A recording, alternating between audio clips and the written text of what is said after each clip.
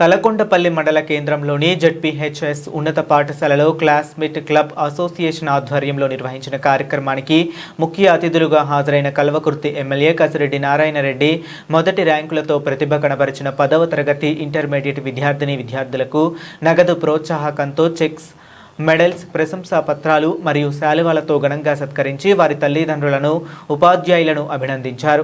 విద్యార్థులు ఇలాగే చదువుతూ వారి ప్రాంతానికి మంచి పేరు తెచ్చే విధంగా భవిష్యత్తులో మరెన్నో ఉన్నత శిఖరాలను అధిరోహించాలని ఆశీర్వదించారు.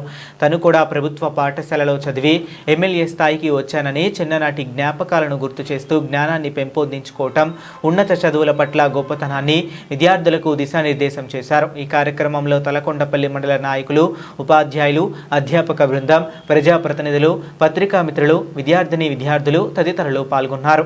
59 మార్కులు పాఠశాల నుంచి విచ్చేసినటువంటి శ్రీనివాస్ రెడ్డి గారు, అదేవిధంగా 20,000 రూపాయలు కూడా ఇస్తా ఉన్నారు ఖర్చుల కోసం. already appointed and they are teaching well, and the more teachers, why here more teachers, here everybody is here.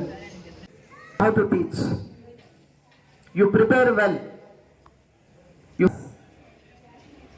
Now all the students are, everybody spoke in front of you here.